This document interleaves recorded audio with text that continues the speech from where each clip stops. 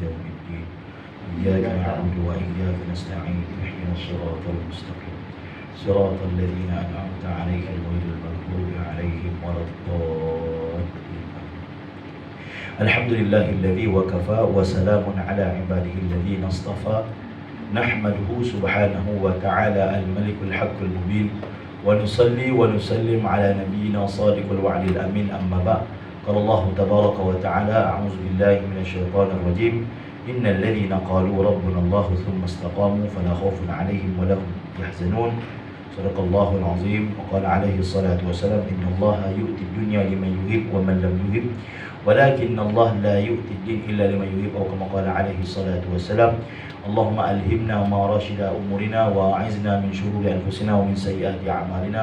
اللهم إنا نجعلك في نحورهم ونعوذ بك من شرورهم. Alhamdulillah yang dimuliakan barisan pimpinan syarikat, tuan-tuan, puan-puan yang dirahmati lagi dikasihi Allah Subhanahu wa taala. Pertama dan selamanya kita syukur banyak pada Allah. Kata ulama syukur ni perkara yang sangat besar. Sehingga kan Allah sebut dalam Quran qalilan min ibadiyas syakur. Walaupun manusia ni ramai tetapi hanya sikit saja yang syukur pada aku, kata Allah. Saya dengar daripada syekh saya. Kata syekh saya kadang-kadang orang nak bersyukur pun tak tahu syukur tu benda apa. Jadi tuan-tuan syukur ni besar. Bahkan kata ulama nak zahirkan syukur tu dengan 3 cara. Pertama ucapan Alhamdulillah daripada lidah kita. Yang kedua daripada hati kita, kita zahirkan rasa syukur pada Allah.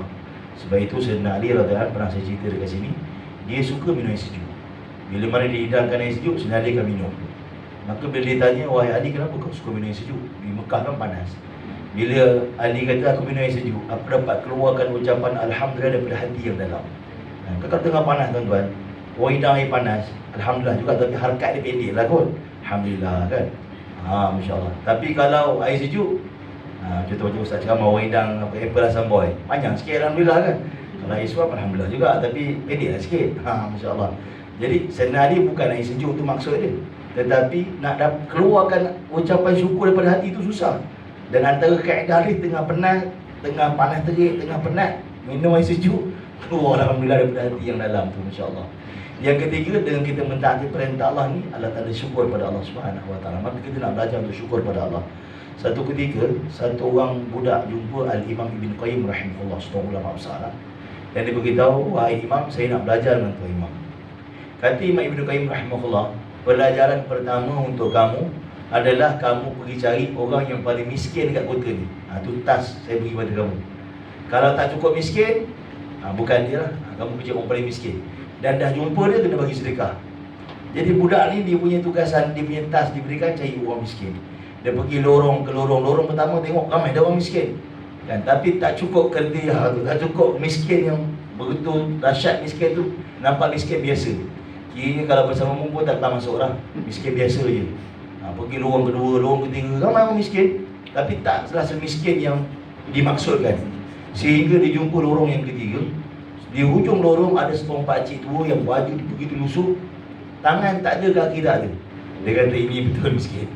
Ini paling miskin. Dan banyak-banyak lorong tadi dia jumpa, yang ni paling miskin sekali. Maka dia pun pergi kat pakcik tu, dia pun bagi sedekah kat pakcik tu.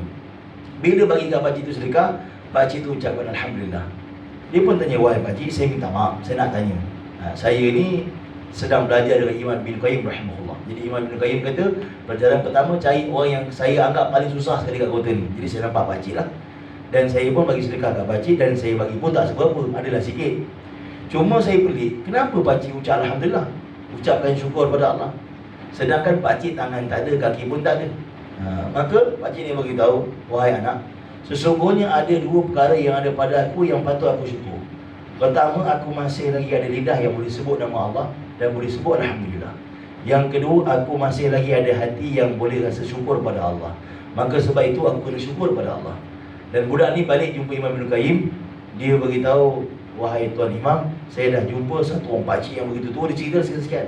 Imam Ibn Qayyim kata, itulah pelajaran pertama untuk kamu, tuan-tuan, iaitu syukur. Jadi kita kena rasa syukur pada Allah. Suami yang kita ada, kita kena syukur. Isteri yang kita ada, kita kena syukur. Anak yang kita ada, kita kena syukur.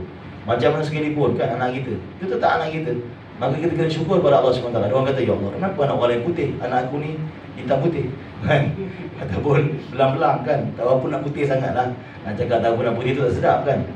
Jadi tuan-tuan, Masya Allah, kita kena syukur pada Allah. Pekerjaan yang kita ada, Berapa ramai orang yang tak ada pekerjaan. Kita masih lagi ada pekerjaan, Masya Allah. Dulu saya tinggal di Bandar Rincin, jauh, nak pergi ke tempat ofis saya di Seri Petaling, jauh lah. Bandar Rincin sebenarnya. Satu kali saya ada ceramah di UTM Jalan Semarak. Satu orang ustaz tu, dia tugas kat situ dah. Saya berkata, Ustaz tinggal kat mana? Saya tinggal kat Puncak Alam. Allah, saya ingatkan saya susah lah. Rupanya dia lagi susah oleh saya. Puncak Alam dengan nama tak udah jam. Kan, tak payah pergi sana. Dengar saja Puncak Alam dah tahu dah nak sampai ke Jalan Semarak tu memang jam. Tiap-tiap hari pergi dan balik, Masya-Allah. Bayangkan. Jadi sentiasalah kita syukur pada Allah atas segala apa yang Allah beri pada kita. Baik tuan-tuan, perempuan dan rahmati lagi dikasihi Allah, kita juga kena syukur pada Allah cipta kita sebagai manusia. Satu perkara yang sangat besar dalam kehidupan ini, tak pernah pun kita minta untuk dijadikan sebagai manusia. Allah telah cipta kita. Ini tanda sayang Allah pada kita. Tuan-tuan, perempuan dan rahmati lagi dikasihi Allah Subhanahu wa taala, kata ulama, Allah berkata dalam Quran, laqad khalaqnal insana fi ahsani taqwim. Bukan saja diciptakan sebagai manusia, bahkan manusia ini sebaik-baik kejadian. Asyraful makhlukat, semulia-mulia makhluk. Dan Allah sebutkan walaqad karramna bani Adam. Bukan saja sehebat-hebat makhluk, semulia-mulia makhluk, dan Allah pun sendiri telah muliakan manusia itu. Fil barri wal bahr, di daratan dan di lautan. Ini betul, masya-Allah. Sebab itu ada ulama dalam bab ruqyah, ulama bidang ruqyah perubatan Islam, dia berlaku perbezaan pandangan dalam bab. Setengah orang kan kalau lalu kat hutan ataupun lalu kat pokok-pokok besar, tok tumpang lalu tok. Dia kata kalau ikut pada sudut apa yang masuk dalam Quran, kita ni lagi mulia daripada seluruh makhluk, dia kata. Maksudnya kita baca doa cukup lah, tak payah nak minta izin tok tumpang lalu tok ke pun. Itu pandangan mereka dalam kajian mereka lah, dalam menyebutkan tentang betapa manusia ni lah makhluk yang semulia-mulia makhluk. Allah sendiri sebut telah dimuliakan di daratan dan di lautan. Masya Allah. Dan tuan-tuan, manusia dicipta oleh Allah bukan saja-saja, ada tujuan dan sebab. Bahkan Allah sebut dalam Quran, afahasibtum annama khalaqnakum abatha wa annakum ilaina la turja'un.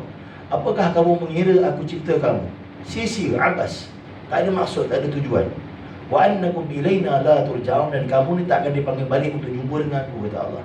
Tidak, kita bukan dicipta satu ciptaan yang sia-sia, habis, nanti tak ada apa, tak ada, bukan.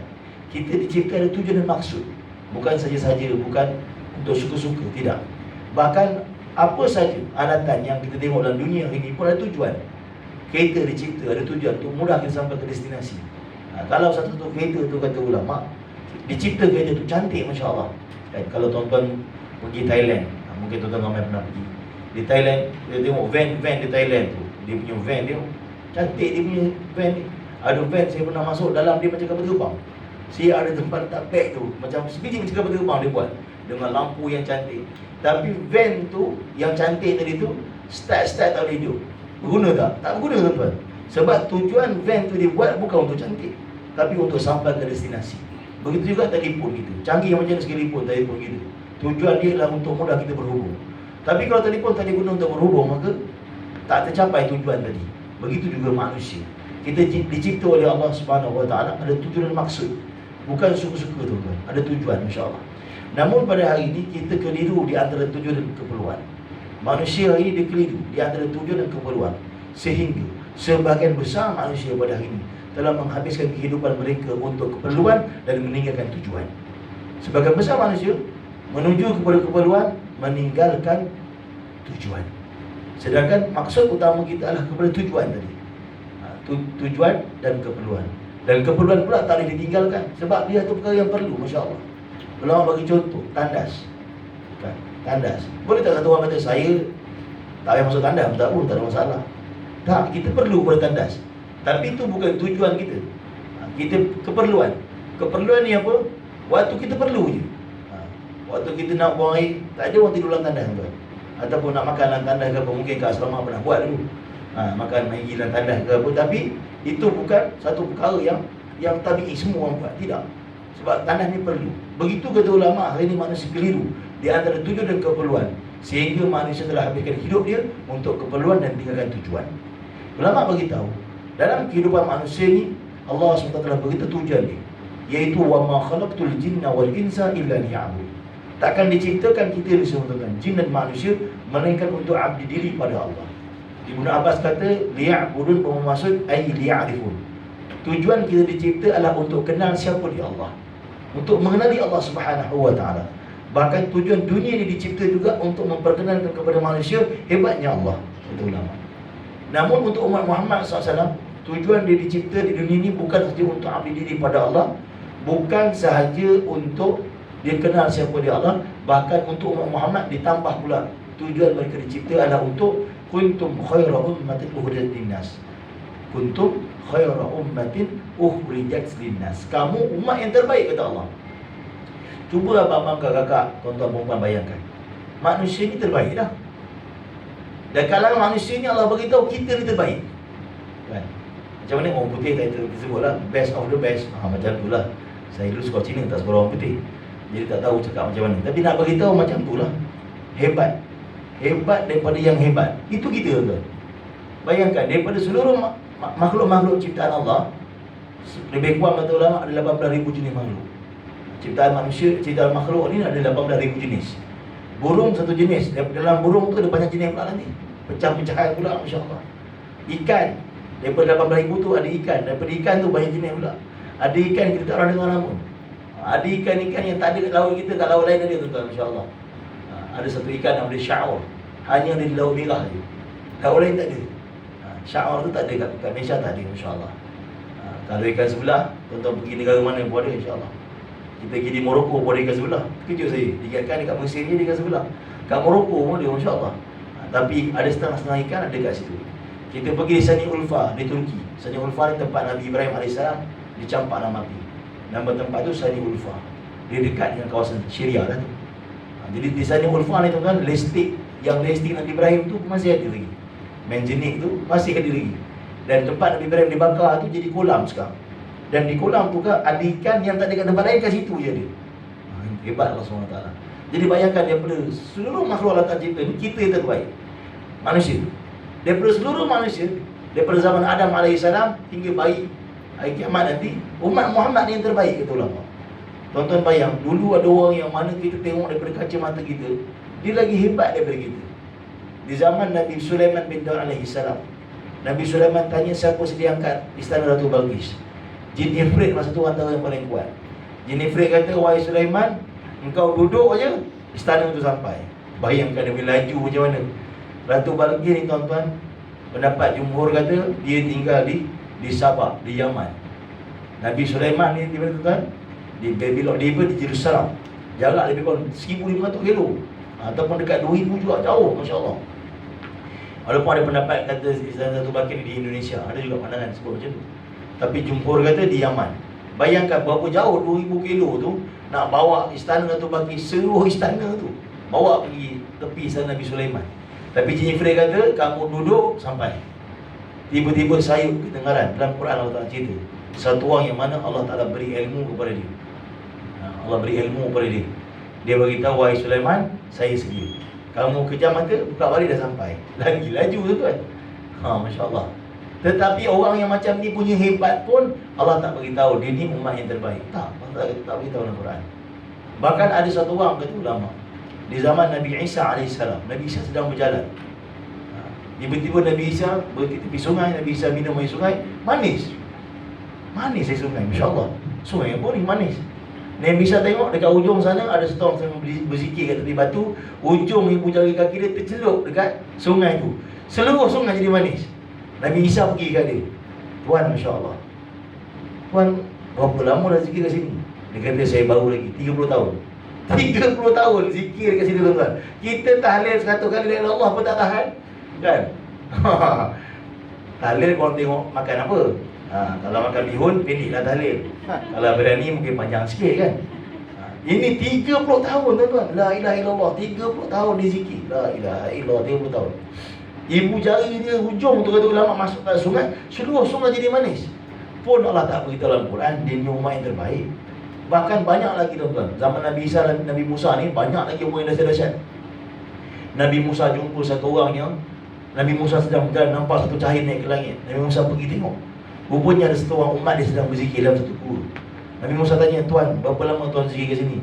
Dia kata, baru lagi 60 tahun. 60 tahun, tuan bayang. 60 tahun. Kita fikir 4 bulan boleh tahan kat rumah duduk, kan? Tengok muka bini dalam tempat lain lah, kan? Biasa Petang pun nampak, atau pagi nampak. Ni bayangkan tiap-tiap hari nampak. Pagi nampak, tengah nampak, petang nampak, malam nampak. Kan? Tengok muka anak 4 bulan, bayangkan. Hari-hari nampak, Masya Allah. Kita badan kita membesar pun kita tak nampak. Sebab hari-hari kita duduk dalam suasana yang sama. Jadi bayangkan 60 tahun tuan-tuan, Masya Allah, dizikir sampai cahaya naik ke langit. Tetapi Allah tak beritahu dalam Quran dia ni umat yang terbaik. Namun kita ni tuan-tuan, Masya Allah, kan, makan macam biasa, kadang lebih daripada orang. Tidur macam biasa, tak boleh lewat. Banyak perkara lah kalau kita tengok diri kita ni, banyak kurang kita ni, Masya Allah, nak bandingkan orang dulu-dulu. Tetapi Allah beritahu kita, kuntum khaira ummatin ukhrijat linnas. Kamu ni umat yang terbaik. Mesti ada sebab. Takkan saja-saja Allah Ta'ala nak iktiraf kita umat yang terbaik. Bos nak bagi anugerah pekerja cemerlang, takkan suka-suka bagi. Mesti ada sebab yang menyebabkan kita ni terbaik. Allah beritahu, kamu ni umat yang terbaik. Kerja kamu adalah ta'muruna bil ma'ruf wa tanhauna 'anil munkar. Ajak orang buat baik, cegah orang daripada buat munkar, wa tu'minuna billah, dan kamu beriman pada Allah. Jadi untuk umat Muhammad SAW, mereka bukan saja dipertanggungjawabkan untuk abdi diri pada Allah, bahkan dipertanggungjawabkan juga untuk ajak orang kepada Allah. Jadi tanggungjawab ajak orang kepada Allah, tuan-tuan, tanggungjawab kita bersama. Tak kira orang kaya, orang miskin, orang tua, orang muda, orang lelaki, wanita. Bahkan di zaman Nabi SAW, kanak-kanak pun ada fikir nak bawa manusia pada Allah. Dengan apa yang kita mampu, kata ulama, kita kena ajak manusia pada Allah Subhanahu Wa Taala. Ada orang tak mampu, maka dia bergerak, kan, bersama teman-teman dia, Masya Allah, untuk mengajak manusia pada Allah. Apa saja, kata ulama, kaedah untuk mengajak manusia pada Allah, maka kita kena fikirkan bagaimana dapat dilaksanakan untuk mengajak manusia pada Allah. Itu tujuan, tuan-tuan.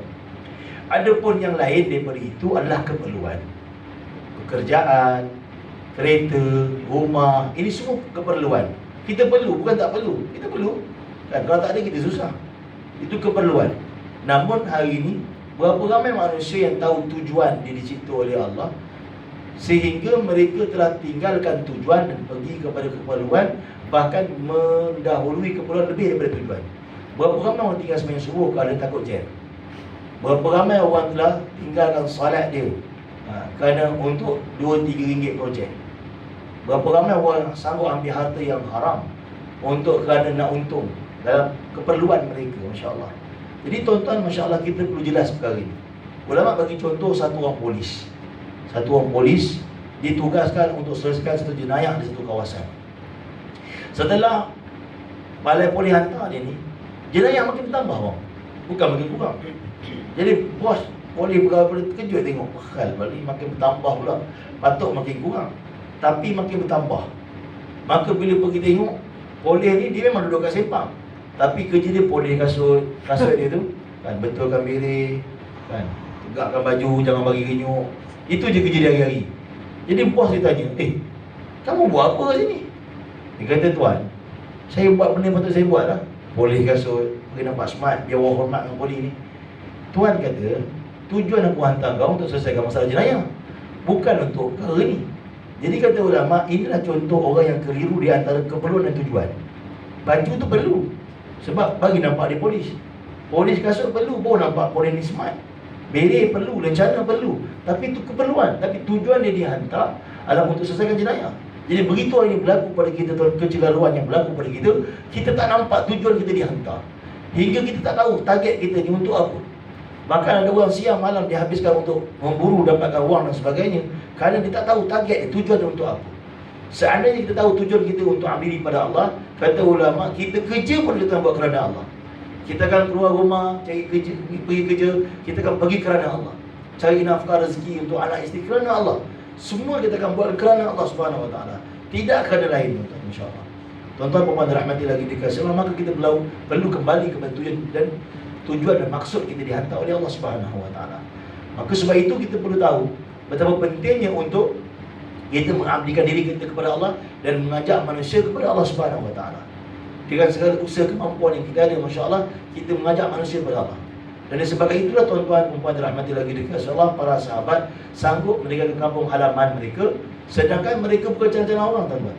Kalau nak kira businessman, Abu Bakar radhiyallahu anhu satu orang businessman yang besar. Bahkan 10 sahabat Nabi yang dijamin syurga, 10 businessman yang potai, tuan, yang terkenal, yang popular. Dalam 10 tu ada Abdurrahman bin Auf, Sa'ad bin Waqqas yang memang sangat mahir berniaga, Masya Allah. Tetapi sanggup dikorbankan. Kenapa? Bukan ditinggalkan tu bisnes dia, tetapi dia telah menyusun kehidupan yang mendahulukan tujuan daripada keperluan. Bila mana satu orang datang kepada tujuan tanpa meninggalkan keperluan, disusun begitu cantik. Jadual kita susun, Masya Allah. Tujuan kita teratur, solat kita terjaga. Itu tujuan, Masya Allah. Tanpa kita menimpikan keperluan, maka kata ulama, Allah SWT akan beri rezeki kita daripada sumber yang tak disangka-sangka. Allah akan beri rezeki kepada kita. Hari ini kita faham dengan kaedah ni je Allah bagi rezeki. Sedangkan kaedah Allah bagi rezeki dengan cara yang banyak. Sebab itu Allah beritahu dalam Quran, dan Allah beritahu dalam hadis, ana 'inda zanni 'abdi bi. Aku bertindak terhadap hamba-Ku mengikut sangka hamba-Ku terhadapku. Jadi hari ini kita sangka dengan sebab kerja saja. Contoh macam di office ni, contoh kita kerja. Kita anggap dengan cara ni je Allah bagi rezeki, dengan cara yang tak. Sedangkan boleh jadi rezeki kita bertambah pada hari itu disebabkan sedekah kita subuh tadi. Boleh jadi, Masya Allah. Ataupun rezeki kita ditambah pada hari itu disebabkan kita ukirkan senyuman kepada satu orang yang mungkin di tengah ada masalah. Sebab dia nampak senyuman kita, hilang masalah dia. Allah suka dengan kita, Allah tambah rezeki kita. Jadi bila mana kita sempitkan jalan rezeki sampai pada kita, maka dengan cara macam itulah jadi sempit kita punya rezeki. Sedangkan kaedah Allah bagi rezeki dengan cara yang banyak, Nabi ajar banyak, Masya Allah. Dengan solat duha. Dan kata ulama, ibu bagi segala rezeki datang kepada satu orang mukmin adalah dengan jalan dakwah, iaitu membawa manusia kepada Allah. Satu orang di zaman Syekhul Hadis Syekh Ilyas rahimahullah, dia beritahu, tuan, saya ni kerja pejabat, macam mana saya nak bawa dakwah? Macam tuan-tuan, Masya Allah kerja pejabat kan, macam mana saya nak bawa dakwah? Saya bukan ustaz, dia kata, nak bawa dakwah macam mana? Kata Syekhul Hadis Syekh Ilyas rahimahullah, kamu keluar daripada rumah, time pakai kasut tu, ataupun nak sarung kasut tu, kamu niat, ya Allah, saya pergi kerja kerana Allah, saya pergi kerja, saya niat ni sebagai dakwah. Dia kata macam tu. Dia pun kata, biar betul Syekh ni, aku ni kerja office, kerja dunia, bukan mengajar syariah ke apa. Tapi dia try buat besok. Bila dia try buat, dia keluar rumah, dia kata, ya Allah, bismillah, tawakal Allah, dia bacakan doa keluar rumah tu. Lepas tu dia kata, ya Allah, aku niatkan macam yang Syekh semalam cakap, aku pergi ni kerana engkau, dan aku pergi niat dakwah. Rupanya dia kata dengan niat yang dipasang tu, Allah SWT telah ubah pergerakan daripada hari tu. Sebelum ni dia keluar rumah, dia susah nak pergi salam kalau jumpa orang. Tapi lepas dia niat macam tu, keluar rumah, dia mudah senyum ke orang, dia mudah bagi salam kan. Dekat tempat kerja dia jadi mudah. Orang minta tolong dengan dia, dia tak rasa itu satu benda yang berat. Dia tolong dengan hati yang senang. Mudah kita kerja dia. Dan dia kata dengan sebab itu, dia kata, ini saya dengar di Madinah, yang cerita tu orang tu sendiri yang mengalami kisah tu, Masya Allah. Dia kata apa? Selama 10 tahun saya buat macam tu, dia kata. Apa berlaku? Surau tempat saya ini kosong, tak ada orang semayang sebelum tu, dan saya imam. Setelah 10 tahun saya buat macam tu kan? Bukan susah pun, keluar rumah niat untuk kerana Allah, pergi kerja niat untuk dakwah. Tuan-tuan tahu, dia kata, belakang saya penuh jemaah. Semua itu adalah orang yang saya jumpa tiap-tiap hari, daripada rumah pergi office, office balik rumah, dengan sebab bagi salam dan senyum. Menjadi sebab orang terbuka hati, Allah beri hidayah kepada dia untuk jadi jemaah solat masjid. Ini satu perkara yang besar, tuan-tuan, yang ramai orang rasa mungkin terlepas pandang, Masya Allah. Sedangkan ia perkara yang mudah, Masya Allah. Dan begitu juga para sahabat telah memberi ataupun meluangkan masa mereka di jalan Allah Subhanahu Wa Taala. Sedangkan mereka juga ada keperluan.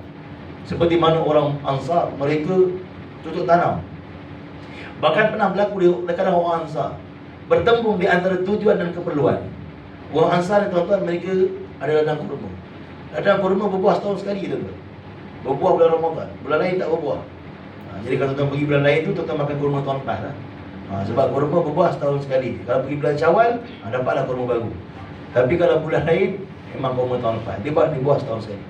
Tengah-tengah musim kurma, tengah masak ranong, tuan-tuan, dan dia orang pula kerja setahun sekali je kan? Sampai sekarang pun orang Arab yang ada dalam kurma ni kerja setahun sekali. Dia petik tu untuk setahun punya meniaga. Itu special orang Madinah ni Allah bagi kan? Setahun punya meniaga, insyaAllah. Tengah-tengah musim nak petik tu, turun perintah Allah untuk pergi perang Tabuk. Berbelah bagi rasa hati. Ini kalau pergi perang Tabuk kan, kurma tak boleh petik. Kita pula meniaga ni je. Sekarang Allah Ta'ala nak tengok mana kamu nak pergi di antara tujuan dan keperluan. Allah yang maha kaya, Allah yang bagi kita rezeki. Allah nak tengok kamu datang kepada pemberi rezeki ke, atau kamu datang dengan keyakinan kamu yang selama ni kurma bagi rezeki. Allah nak tengok. Maka apa berlaku? Bila pertempuran ini berlaku, sahabat Nabi kata, kita ikut Nabi lah, kita pergi Tabuk. Bila pergi Tabuk, Allah SWT telah buat apa? Pada tahun tu Allah telah buahkan kurma 2 kali. Dia orang balik, kurma tu tak petik lagi, boleh petik, sempat untuk petik, dan lepas tu berbuah lagi sekali. Allah Ta'ala bagi 2 kali ganda. Jadi tuan-tuan, Masya Allah, kadang-kadang kita fikir, kalau saya semain subuh pagi ni kan, panskat, merah pula. Sebenarnya benda tu kita boleh susun. Mungkin kita boleh cari cara dalam perjalanan kita sembahyang ke mana-mana, kan? Janganlah kita menjadikan agama itu sebagai alasan, ataupun kita menjadikan agama ni menyebabkan dunia kita pula ketinggalan dan sebagainya. Sedangkan benda tu kita boleh atur. Banyak perkara tu dalam dunia kita atur elok je, cantik je. Tapi dalam bab agama kita kata, tak boleh ni, kalau buat macam ni jadi macam ni pula. Sedangkan mungkin boleh kita sembahyang di Petronas dan sebagainya. Kita boleh susun, Masya Allah. Dan kalau kita buat benda tu, sebenarnya Allah beri rezeki kepada kita lebih banyak daripada yang kita sangka. Itu tak, Masya Allah. Jadi sahabat Nabi SAW, kata ulama, mereka juga ada keluarga macam kita. Mereka juga ada anak, ada isteri, Masya Allah. Tetapi mereka faham tujuan dan maksud mereka dihantar oleh Allah. Maka mereka juga telah bagi masa untuk keluar dakwah jalan Allah SWT, untuk bawa mereka manusia kepada Allah SWT dengan 2 sifat. Sahabat Nabi ni dakwah dengan 2 sifat, tuan-tuan. Pertama, watawasau bis sabri, dakwah dengan sabar. Yang kedua, watawasau bil marhamah, dakwah dengan kasih sayang. Siapa pun buat dakwah, tak ada 2 ni, dia bukan buat dakwah cara Nabi. Buat dakwah cara Nabi 2 cara saja. Watawasau bis sabri, dengan sabar.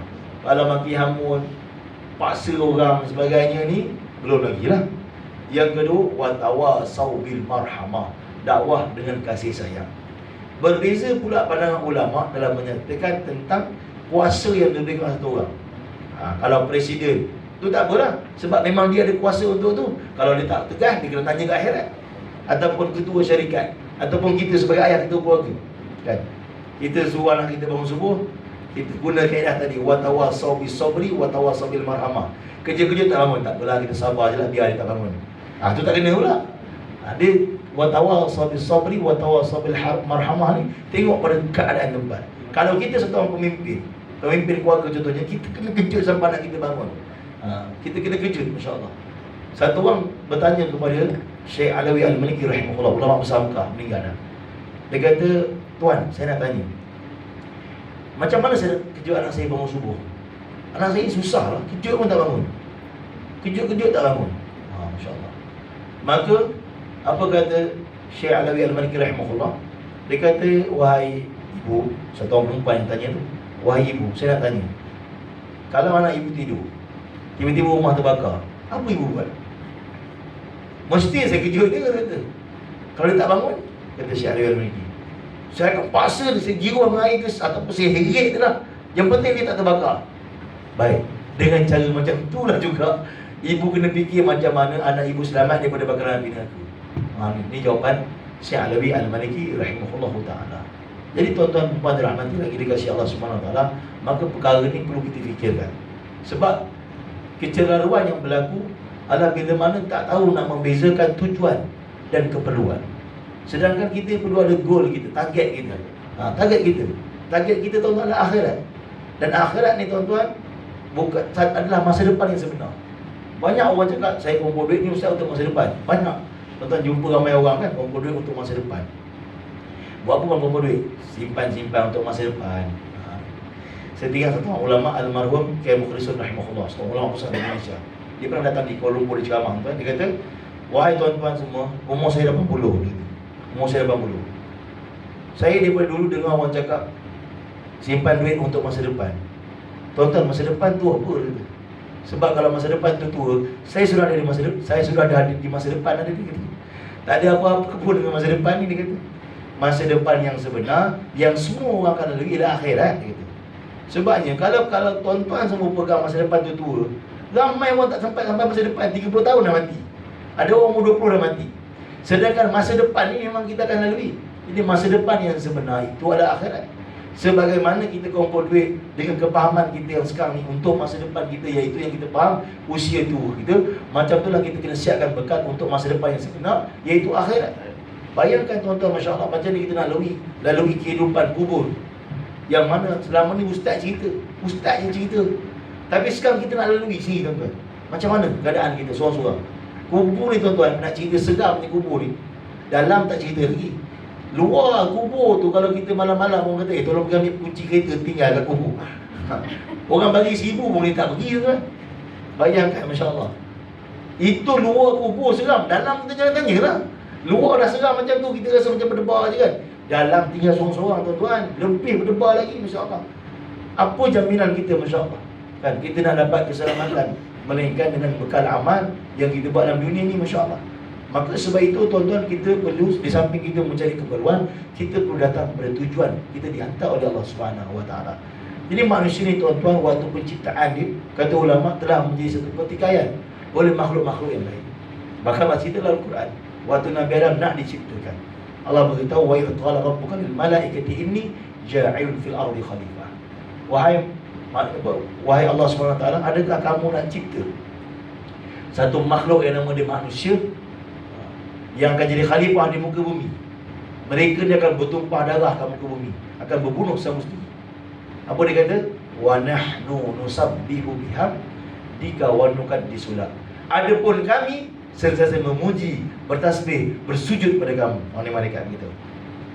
Ulama kata, macam mana malaikat boleh tahu tentang manusia, sedangkan manusia tak diciptakan lagi? Dan Allah Ta'ala beritahu dalam Quran, hal ata 'alal insan hinum min ad-dahri lam yakun syai'an madhkura. Adakah kamu tahu, wahai manusia, sebelum kamu tak pernah orang tahu pasal manusia? Jadi macam mana malaikat tu tahu? Melalui pengalaman mereka tentang makhluk sebelum manusia yang mendiami bumi, iaitu jin. Jin mendiami bumi sebelum manusia dan berlaku pertumpahan darah sesama sendiri. Maka daripada pengalaman itulah malaikat telah ambilkan itu sebagai contoh waktu Allah nak cipta manusia. Dan kata ulama, itu memang kaedah. Kalau tuan-tuan, perempuan, abang-abang, kakak jumpa dalam Quran, kaedah, kalau ada ayat-ayat yang dia pairing, contoh Laila wan nahar, kan, malam dan siang, maka malam tu Allah cipta dulu baru siang. Tu kaedah dia. Jin wal ins, jin tu Allah cipta baru manusia. As-sama wal ard, Allah cipta langit tu baru cipta bumi. Tu tuan-tuan, tu kaedah dalam Quran. Sebab itu kalau tuan-tuan perasan, ada setengah-setengah ulama ataupun kawan-kawan kita dalam usaha dakwah, kita tengok dia orang sebelum makan, dia orang suka makan buah. Kita kan dessert kan lepas makan. Dia sebelum makan tu makan buah, buat temikai ke apa kan. Bila kita tanya, ni kenapa makan buah ni? Sunnah, dia kata. Baik. Kalau tuan-tuan cari dalil dalam hadis, tak ada. Tak ada satu dalil pun yang mana dianjurkan untuk makan buah dulu. Jadi kat mana kaedah tu diambil? Kata Syekh Zakaria Al-Ansari rahimahullah, ulama besar Mesir. Syekh Zakaria ni tuan-tuan, makam dia tepi makam Imam Syafi'i. Tuan-tuan pergi di Mesir, sebelah makam Imam Syafi'i ada seorang ulama mazhab Syafi'i juga, namanya Syekh Zakaria Al-Ansari rahimahullah. Dalam kitab dia cerita Asnaf Matalib menyebutkan tentang dalil makan buah diambil di mana. Rupanya tuan-tuan, dalil ni diambil dalam Quran. Allah sebut dalam Quran, nanti di syurga, kata Allah dalam surah Waqi'ah, Allah cerita ahli syurga ni Allah akan hidangkan apa? Wa fakihatin mimma yatakhayyarun. Aku akan hidangkan buah-buahan untuk mereka dulu. Lepas tu wa lahmi tayrin mimma yashtahun, baru hidangkan daging-daging dan lauk pauk untuk mereka. Daripada kaedah inilah ulama ambil kita makan buah dulu baru makan lauk. Oh, punya kat situ tuan. Lepas tu orang tukar pula makan dessertnya akhir. Jadi itu kaedah yang mana didahulukan. Jadi manusia, kata ulama, tak diciptakan lagi, tetapi malaikat ambil pandangan daripada pengalaman dia dulu makhluk sebelum manusia, iaitu jin. Baik. Allah Subhanahu wa taala berkata, wallahu ya'lamu wa antum la ta'lamun. Sesungguhnya aku Allah tahu apa yang kamu tak tahu. Bila Nabi Adam diciptakan, kata ulama, Allah Subhanahu wa taala setelah memasukkan roh dalam tubuh Adam AS, maka kata ulama, 3 perkara yang Adam AS telah buat yang menyebabkan seluruh penduduk langit terkejut. Tak pernah tengok mana-mana makhluk di langit yang setelah roh dimasukkan pada dia, dia buat benda tu, melainkan Nabi Adam saja. Pertama, bila roh dimasukkan, Nabi Adam ucapkan Alhamdulillah. Sebab itu tuan-tuan perasan, segala apa benda yang kita lepas buat, Nabi ajar kita ucap Alhamdulillah. Lepas makan, Alhamdulillah at'amana wa saqana wa ja'alna minal muslimin. Ataupun hadis Bukhari, Alhamdulillah kafana wa arwana wa la maghfi wa la maghfur. Doa bangun tidur, Alhamdulillah ahyana ba'da ma amatana wa ilaihi nusyur. Semua Alhamdulillah kan. Semua Alhamdulillah. Pakai baju, Alhamdulillah kathani kan. Semua tu tentang Alhamdulillah. Sebab Nabi Adam bila ditiupkan roh, Alhamdulillah, semua makhluk terkejut. Masya Allah, dahsyatnya penciptaan manusia ni. Masuk je roh, terus syukur kepada Allah. Yang kedua, Nabi Adam AS, dia bangun setelah masuk roh dalam tubuh dia, dia berjalan dalam syurga, dia jumpa mana-mana makhluk kak, dia bagi salam. Assalamualaikum. Jumpa makhluk ni, Assalamualaikum. Assalamualaikum ni tuan-tuan, salam sejahtera ke atas kamu. Kum ni, kalau kita belajar bahasa Arab, untuk ramai kan? Mungkin di kalangan tuan-tuan pun pernah belajar bahasa Arab. Itu asas. Kum ni ramai. Kalau untuk seorang lelaki, dia jadi ka, Assalamualaikum kan. Kalau untuk seorang perempuan, dia jadi ki, Assalamualaikum. Tapi kenapa kalau saya jumpa Tuan Haji satu orang pun, kita kata Assalamualaikum? Perasan tak? Tak ada satu orang yang pakar bahasa Arab pun, katalah ulama Mesir pakar bahasa Arab, dia jumpa kita pun dia kata Assalamualaikum. Ataupun mungkin kita nak buat pembaharuan. Saya baru belajar bahasa Arab, Alhamdulillah. Berapa lama baru belajar? Sejam yang lalu. Jadi saya rasa salah selama ni ulama-ulama kita bagi salam Assalamualaikum. Saya rasa kena betulkan Assalamualaikum kan? Dia kata dia dah pandai dah. Rupanya salah. Untuk bagi salam, walaupun kaedah Arab kata ka ataupun ki, ka untuk perempuan, laki untuk ka untuk laki, ki untuk perempuan, tetapi sebagai Nabi Adam dulu jumpa mana-mana makhluk Assalamualaikum, maka sampai hari ni kita jumpa orang Assalamualaikum. Mari tuan-tuan, itu kaedah. Jadi malaikat dan penduduk langit semua terkejut. Hebatnya penciptaan manusia ni. Jumpa mana-mana makhluk, bagi salam, insya-Allah kan. Jadi bagi salam itu kan benda yang besar. Cuma masalahnya di tempat kita ni, orang Melayu kita dalam masyarakat Malaysia kita ni, hanya boleh bagi salam kepada orang kita kenal je. Cuma tuan pergi pasar malam, jumpa satu orang, walaupun dia pakai kopiah, Assalamualaikum. Awak kenal saya ke? Sebab kita diajar hanya boleh bagi salam kepada orang kita kenal. Orang kita tak kenal, ketika bagi salam dia rasa pelik pula. Sedangkan di Madinah, di zaman Nabi, hidup mereka seperti ahli syurga. Kilan salam dan salam. Ahli syurga ni bila bertemu bagi salam. Bahkan tuan-tuan, Masya Allah, bagi salam ni tuan-tuan, antara tanda orang tu ahli syurga, dia balik rumah bagi salam. Ni tuan-tuan, Masya Allah. Ustaz, boleh tak saya nak tahu tanda-tanda saya ni ahli syurga ke tak? Ada 5 tanda sebenarnya, tapi kita sebut satu je, iaitu balik rumah bagi salam. Tapi kalau balik rumah, woi, masak apa hari ni? Ni lah kan. Dia bagi Assalamualaikum. Setengah ustaz dia kata, saya balik, dia kata nak pun amal hadiah dia kata. Dia balik, Assalamualaikum. Bini tak buka pintu pun kata. Woi, buka pintu lah. Oh, bini buka. Rupanya bini tak pernah dengar dia bagi salam. Selama ni memang dia balik pekik je. Jadi bila dia bagi salam, bini dia orang luar, orang lain. Jadi bini dia pun tak tahu kan, Masya Allah. Jadi kita niat untuk bagi salam. Tanda ahli syurga. Dalam satu hadis tu tanda sangat penting. Ini saya kongsikan kepada tuan-tuan. Jangan mau cerita pasal hari ni. Baik. Amalan balik rumah. 4 step tuan, balik rumah. Sampai rumah bagi salam. Assalamualaikum. Yang kedua, masuk rumah baca doa. Masuk rumah baca doa. Kalau tak apa doa masuk rumah, baca bismillah saja. Bismillahirrahmanirrahim cukup, ataupun bismillah cukup dah. Kalau dapat hafal lagi baiklah. Doa masuk rumah ni, Allahumma inni as'aluka khairul mawlid wa khairul makhraj, bismillahi walajna, bismillahi kharajna, wa 'ala Allahi rabbina tawakkalna. Kalau dapat apa sangat baik. Dan saya pun walaupun belajar Madinah, saya tak hafal doa ni kat Madinah tuan. Walaupun saya pernah belajar Jordan, saya tak hafal kat Jordan. Walaupun saya pernah belajar dudukan, saya tak hafal kat dudukan. Tuan tahu saya apa kat mana? Satu kali kami keluar dakwah. Keluar dakwah 3 hari. Sebelah masjid tu ada sekolah pasti. Jadi pagi-pagi cikgu sekolah pasti tu aja budak-budak. Okey, ikut cikgu aja doa masuk belajar apa doa masuk rumah. Cikgu tu baca, Allahumma inni as'aluka, boleh ikut. Khairul mawlid wa khairul makhraj. Bismillahi walajna, bismillahi walajna, wa 'ala Allahi rabbina tawakkalna. Tu yang saya hafal macam budak-budak kan. Lagu ni pun macam tu. Macam tu lah cikgu tu ajar. 3 hari kami keluar dakwah situ, 3 hari saya dengar, 3 hari saya ingat, alhamdulillah. Jadi sebenarnya saya pun nak murid pasti jugalah, walaupun saya tak masuk pasti. Jadi nak bagi tahu, Masya Allah, ilmu dia dapat di mana-mana tuan, Masya Allah. Di mana tempat pun kita dapat ilmu. Tapi doa masuk rumah tu, kalau dapat hafal sangat baik. Kalau tak hafal, baca bismillah. Kedua. Yang ketiga, masuk rumah kiri kanan. Yang keempat, baca Qul Huwallahu Ahad.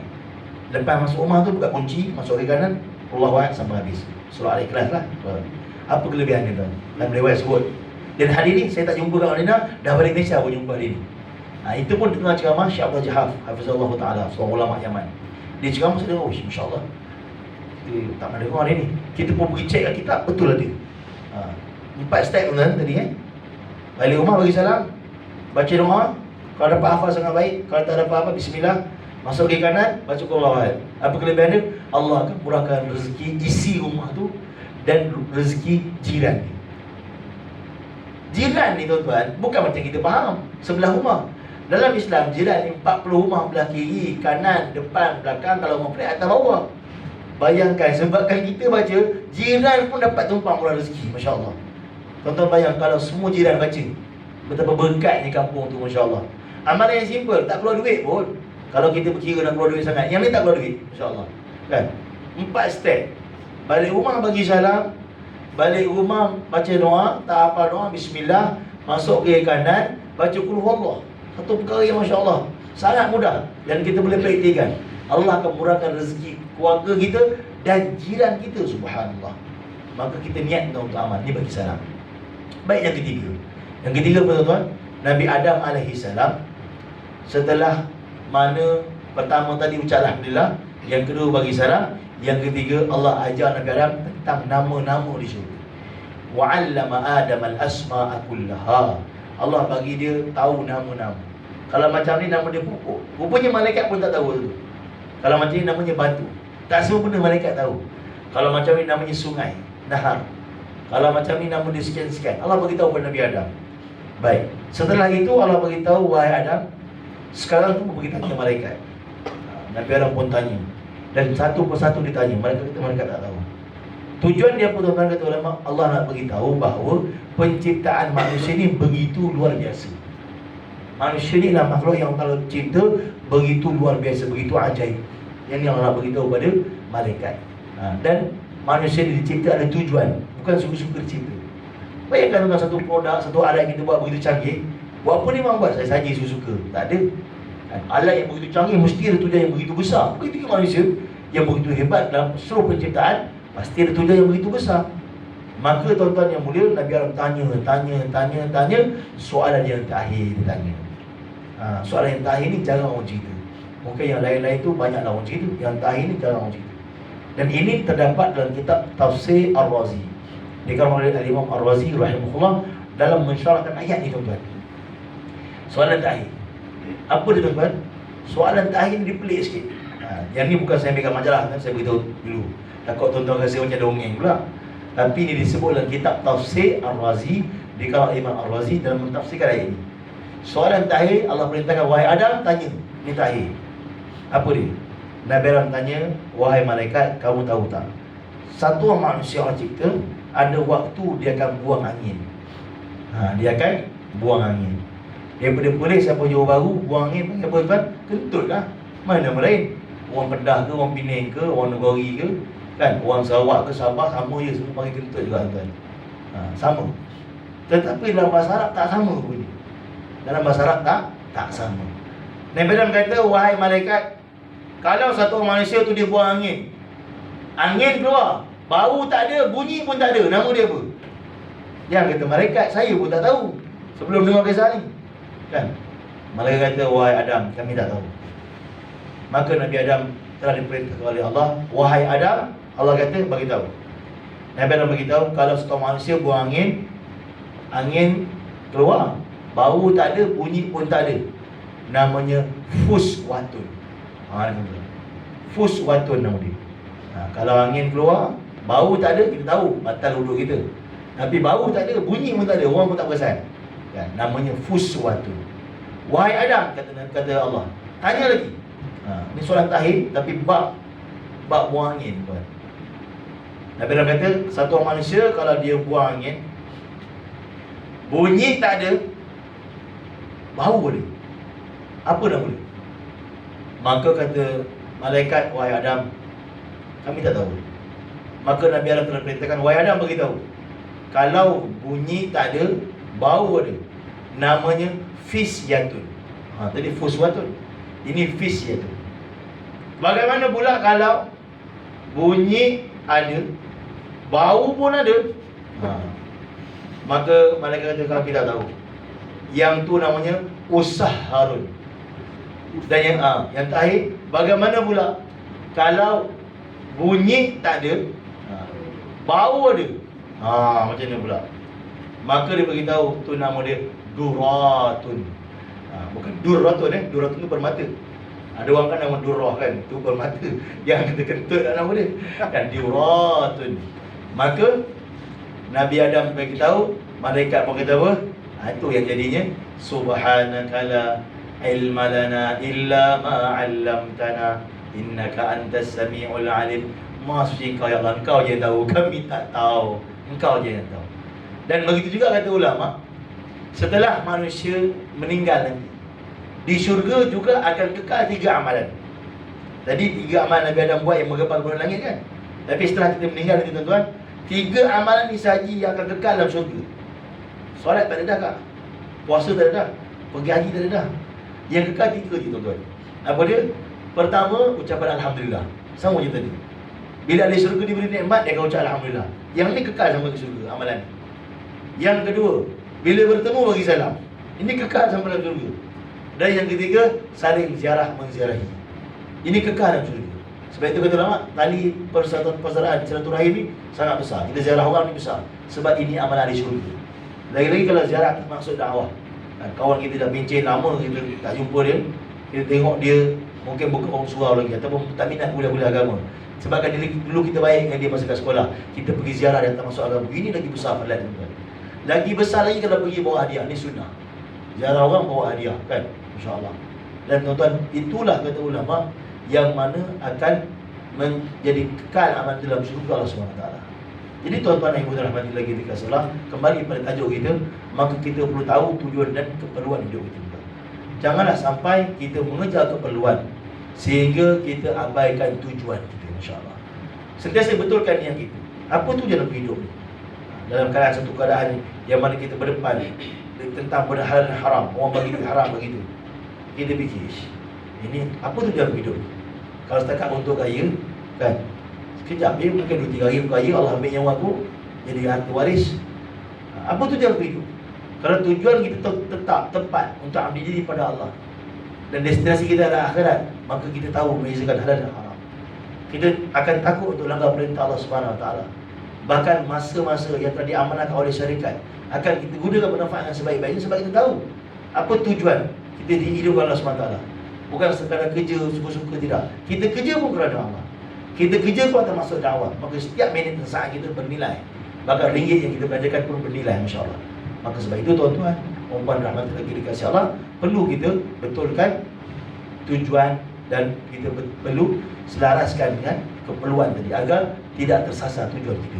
Semoga Allah SWT terima kita semua tuan-tuan. Mudah-mudahan apa yang dikongsikan ini tuan-tuan menjadi manfaat untuk saya bercakap di hari Jumaat yang mulia ini, masya-Allah, menjadi manfaat untuk tuan-tuan yang mendengar dan kita dapat amalkan, kita sampaikan. Dan tuan-tuan, hari Jumaat waktu yang sangat makbul. Doa ni kata ulama 2 waktu. Pertama, antara 2 khutbah. Cuma itulah masalahnya, 2 khutbah tu baru kita bangun. Kadang-kadang kita letih kan. Kadang main kat luar kat tempat saya apa jenyak juga kita tuan-tuan. Sebab letih, masya-Allah. Bangun-bangun, dah bangun sab semayang lah. Itu yang masya-Allah kan. Tapi itu semua waktu makbul doa antara 2 khutbah.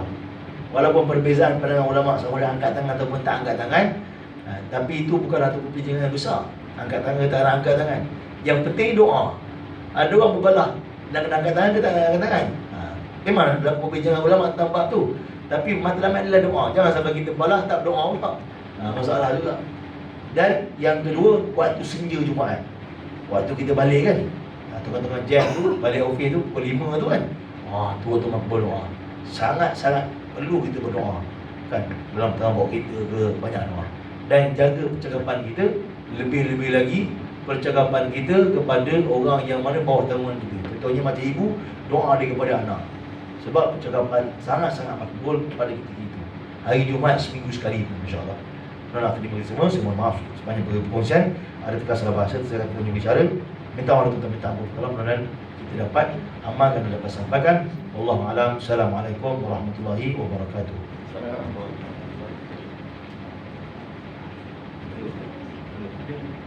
Ada soalan apa-apa, insya-Allah.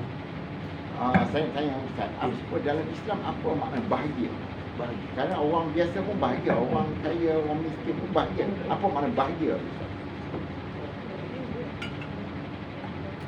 Baik, dengar saya pada Tuan Najib, insya-Allah. Ulama kata bahagia ni sebenarnya, kata ulama, letak dia di hati. Bahagia ni pertama ulama sebut letak dia di hati. Bila mana hati rasa bahagia, kehidupan yang begitu orang nampak susah pun dia akan bahagia, masya-Allah. Bahagia. Bahagia tu di hati, kita ulama. Jangankan kata ulama duduk di rumah yang sempit, bahkan Ibrahim AS dalam api pun bahagia. Nak beritahu bahagia lah. Allah SWT telah beritahu dalam Quran, man amila salihan, orang yang beramal saleh dari kalangan lelaki wanita, min zakarin aw unsa wa huwa mu'min, dan beriman kepada Allah. Maksudnya dia jaga amal soleh dia, solat jaga, amal-amal dia pun jaga, dan dia beriman pada Allah. Wa huwa mu'min, kata Allah, fala nuhyiyannahu hayatan thayyibah, Allah akan beri dia kehidupan yang bahagia. Kehidupan yang bahagia ni datang, kata ulama, bukan hanya dengan apa yang kita nampak. Hari ini manusia sebenarnya dia bukan nak duit banyak, tapi dia nampak dengan duit banyak tu dia bahagia. Sedangkan ada juga manusia yang duit banyak, dia bunuh diri. Bahkan statistik bunuh diri daripada Perlis sampai Johor Bahru paling ramai ialah orang kaya. Tak ada kita dengar orang tersedekah bunuh diri, jarang kan. Tetapi kata ulama, disebabkan salah faham dia tadi, untuk mencari kebahagiaan tadi, maka dia telah memburu harta sebab dia nampak kalau harta banyak bahagia. Ada orang nampak mungkin dengan sebab rumah besar dia bahagia, maka dia renovate rumah, besarkan lagi. Rupanya dia tak perasan anak dia pun makin besar, dan anak dia tinggalkan rumah, anak dia ada keluarga lain, ataupun anak dia sambung belajar, hanya tinggal berdua. Jadi daripada rumah yang dia rasa nak besarkan tadi untuk bahagia, dia buat jadi takut di rumah tu. Seorang pula naik atas kan, jadi takut. Dan saya jumpa beberapa orang, tuan-tuan, beritahu, ustaz, kami ni ada rumah tu, ingat kalau ustaz nak buka tahfiz boleh kot. Datuk Datin tak duduk situ ke? Dulu lah masa Datuk ada. Sekarang Datuk dah tak ada dah. Saya pun seram pasal rumah tu besar sangat. Saya ada rumah kecil ni. Dia buat rumah kecil, tuan. Sebab apa dulu dia buat rumah besar? Sebab dia rasa dia rumah besar dia bahagia. Jadi begitu hari ni, tuan-tuan yang mulia. Kata ulama, bahagia ni di hati. Bila kita betulkan hubungan dengan Allah, Allah akan bagi kita bahagia. Dalam apa keadaan sekalipun kita akan bahagia. Buya Hamka rahimahullah, ulama bahasa Indonesia, dia cerita satu orang kaya di Indonesia kan, naik mobil yang besar, dia kata. Kehidupan yang begitu mewah. Satu hari di jalan, di tepi bangunan yang sedang dibina, nampak satu orang buruh berehat. Waktu rehat kerja tu, bini dihantar sebekas makanan, ikan kering je, dia kata, nasi putih ikan kering. Dalam kepunatan itu dia makan penuh enak. Kata orang kaya ni, jangankan kata ikan kering tu, dengan orang tu pun kau boleh beli. Maksudnya nak cerita kayanya dia, orang pekerja tu pun kau boleh beli. Syarikat ikan kering tu pun kau boleh beli, syarikat tapawai tu pun kau boleh beli. Tapi nikmat, bahagianya makan macam dia makan tu, aku tak boleh beli. Aku tak ada. Walaupun aku boleh beli makanan seluruh dunia, tapi nikmat makan macam dia, walaupun makanan tu benda yang simple je, tapi benda tu tak ada. Alhamdulillah, insya-Allah. Dia tak selera. Selera tak ada. Ada orang kaya kita pernah jumpa, masya-Allah. Bukan salah jadi kaya, tapi nak beritahu sahabat Nabi pun yang kaya. Bukan salah, tapi maksudnya apa tujuan kita jadi kaya tu? Sahabat Nabi jadi kaya adalah untuk bagaimana dia dapat bantu umat ini, bantu agama Allah SWT. Itu tujuan sahabat Nabi jadi kaya. Sebab tu kan sahabat-sahabat Nabi jadi kaya. Urwah bin Zubair, cucu Abu Bakar, rumah dia punya besar sampai sekarang. Saya rasa kat Madinah paling besar rumah dia lah kot. Sampai sekarang, walaupun zaman yang canggih sekarang ni, tak ada orang kaya Arab rumah besar macam tu, tuan. Rumah dia punya besar, ada kolam renang lah rumah. Tu rumah cucu Abu Bakar tu. 1400 tahun yang dulu punya cerita, tuan. Bayangkan kaya tak kaya lah dia, macam mana. Saya pergi rumah dia, tampak peninggalan rumah tu kan, ada dah roboh-roboh sikit lah. Ada birkah di kolam kat tengah rumah tu, subhanallah. Memang cantik lah masuk rumah dia kan. Bayangkan, tuan. Tapi bukan tu maksudnya. Jadi kita pernah jumpa dalam satu jamuan. Kita kata, tuan, jemput minum. Kata, maaf, saya air suam je. Air suam? Saya kerja manis. Air sirap pun tak boleh minum. Tuan. Ini bila Allah Ta'ala tarik nikmat, walaupun kita boleh beri satu dunia sekalipun, tapi bila Allah tarik nikmat, hilang bahagia. Tuan. Jadi bahagia itu sebenarnya bila mana kita betulkan hubungan dengan Allah, maka Allah SWT akan beri bahagia. Ada orang, tuan, saya pernah jumpa di Johor Bahru, kerja office boy, tuan. Office boy berapa dah sangat gaji nak dibandingkan dengan orang yang pegawai. Adik-beradik dia ada pegawai, insya-Allah. Tapi dia dah pergi umrah dengan saya 4 kali. Adik-beradik dia pergi umrah pun tak. Dan dia dah pergi melancong 15 buah negara. Adik-beradik dia Johor Bahru pun jarang-jarang keluar. Keluar daripada Johor pun jarang-jarang, pergi KL pun jarang. Bayangkan, padahal pegawai. Dia office boy je. Ini bahagia untuk Allah Ta'ala bagi. Sebab apa? Dia khidmat mak dia. Mak dia memang khidmat. Bagi mak dia ni, dia memang khidmat. Mak dia nak apa, tak pernah kata tak. Mak dia sakit, adik-adik yang lain kata tak boleh, mak sakit tak dia bagi makan tu. Dia kata sehari mak hidup ni nak apa, dia bagi. Dia bagi apa? Allah bagi apa? 4 kali pergi umrah tuan. Office boy 4 kali pergi umrah. Adik-adik dia pegawai pun tak dapat pergi umrah. Sebab apa tuan?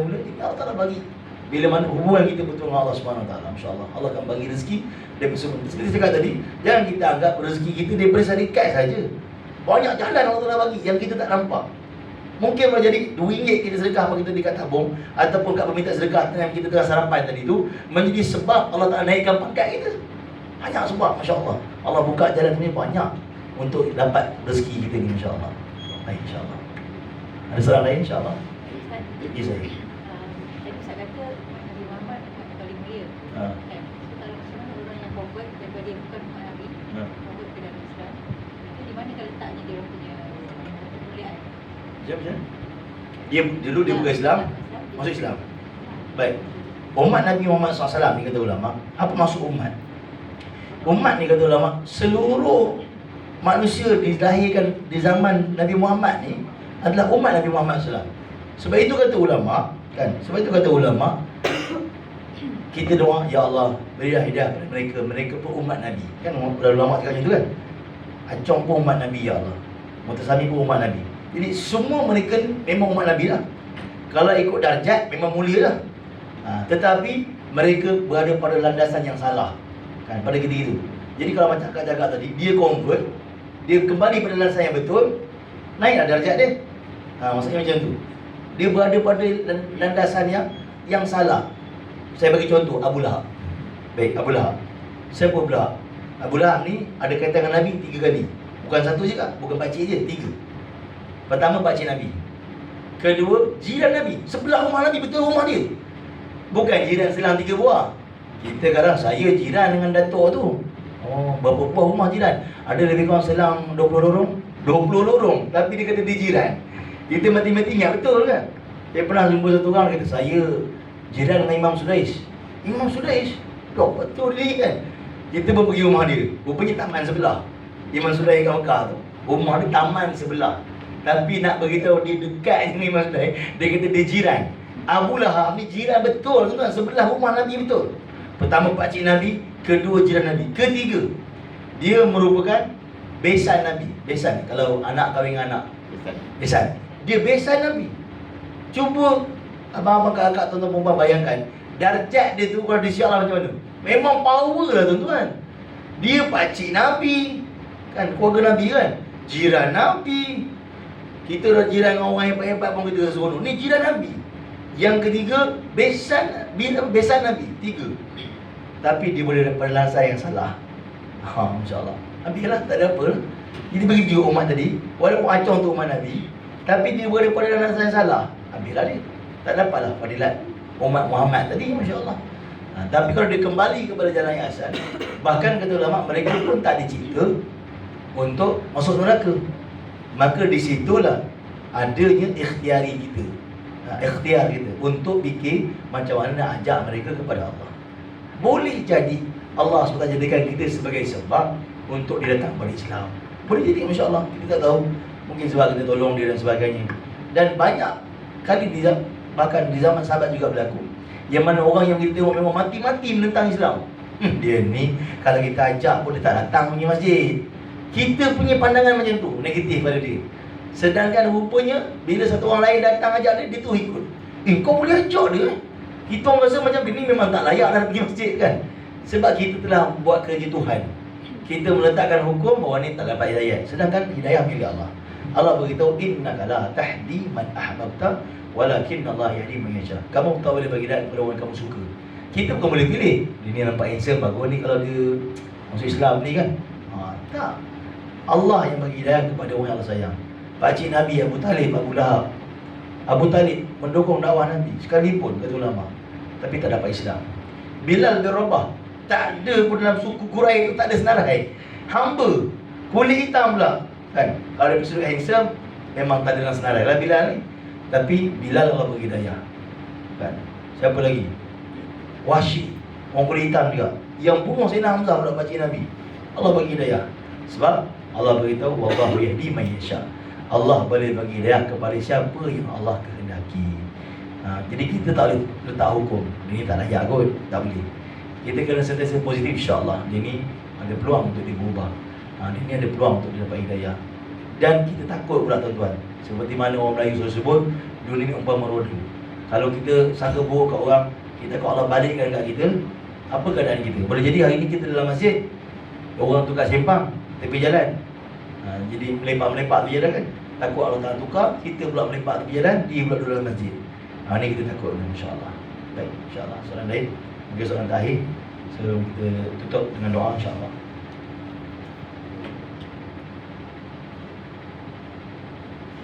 Sempena bulan Mahal Hijrah ni, kita takut ada siapa nak tanya. Kalau bulan Maulud, nanti bulan hujung bulan depan Maulud kan. Ni sempena bulan Mahal Hijrah ni, ada persoalan-persoalan nak tanya tentang hijrah, insya-Allah. Tak ada. InsyaAllah kita tutup dengan doa, insyaAllah. Al-Fatihah.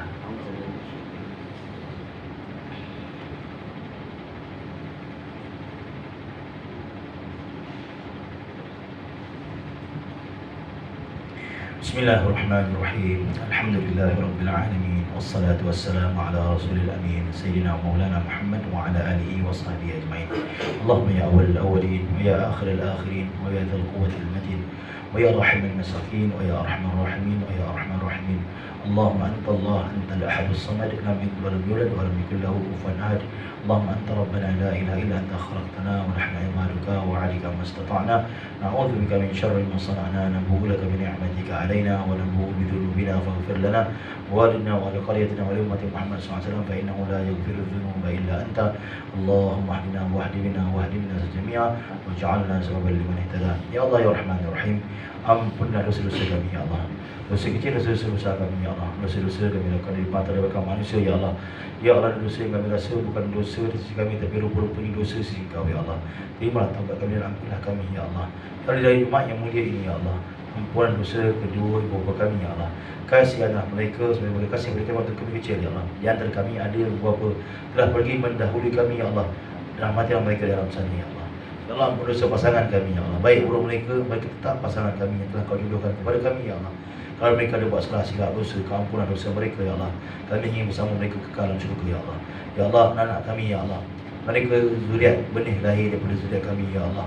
Ya Allah, di mana saja mereka berada ya Allah, kalau mereka ada buat silap, buat salah, buat dosa, keampunan dosa mereka ya Allah. Ya Allah, adik-beradik kami ya Allah, darah-daging kami ya Allah, baik buruk mereka tetap darah-daging kami ya Allah. Ampunlah mereka kalau mereka ada buat salah silap dan dosa ya Allah. Ya Allah, proses sepupu kami, kaum keluarga kami, pakcik-makcik kami ya Allah, jiran tetangga kami ya Allah, orang kampung kami ya Allah, sahabat-sahabat kami dekat ataupun yang jauh ya Allah, guru-guru, cikgu-cikgu, alim ulama, ustaz-ustaz yang pernah mengajar kami ya Allah. Siapa saja yang pernah buat baik pada kami dalam dunia ini ya Allah, ampunlah dosa-dosa mereka ya Allah. Begitu juga ya Allah, umat Islam di seluruhnya ya Allah. Ya Allah, di hari Jumaat yang mulia ini, pandanglah kami dengan pandang kasih sayang-Mu ya Allah. Jangan Kau pandang kami dengan pandang kebencian dan kemurkaan-Mu ya Allah. Ya Allah, panjangkanlah umur kami ya Allah. Murahkan rezeki kami ya Allah. Siapkan tubuh badan kami ya Allah. Semoga segala pertikaian dari kami ya Allah, dalam mentaati seluruh perintah-Mu, menjadi kehidupan cadu bagi Nabi SAW kasih-Mu. Ya Allah, terimalah kami ya Allah di sisi-Mu ya Allah. Terimalah kami di sisi-Mu ya Allah. Anda hidup baik bagi kami ya Allah. Hidupkan kami dalam beriman dan bertakwa pada-Mu ya Allah. Anda mati baik bagi kami ya Allah. Syahidkanlah kami di jalan-Mu ya Allah. Matikanlah kami di kota Madinah, di bumi Nabi-Mu ya Allah. Matikanlah kami dengan lantang dan berani mengucapkan kalimah la ilaha illallah. Ya Allah, kami semua tahu ya Allah, ini kehidupan yang sementara ya Allah. Akhirat kekal selamanya ya Allah. Ya Allah, bimbinglah kami ya Allah, beri petunjuk kepada kami ya Allah, agar kami dapat memahami tujuan dan maksud kehidupan kami ya Allah, agar kami tidak menjadikan keperluan sebagai tujuan utama sehingga kami menggagalkan tujuan yang mana kami dihantar di dunia ini ya Allah. Ya Allah, kami telah jauh daripada Nabi 1400 tahun ya Allah. Kami tak pernah lihat wajah Nabi ya Allah. Kami sangat cinta dan sayang pada Nabi kami ya Allah. Kami cuba dengar kisah Nabi daripada alim ulama dan ustaz-ustaz kami ya Allah. Kami sampai ke Madinah, kami cuma dapat ziarah makam Nabi ya Allah. Kami sangat cinta pada Nabi ya Allah.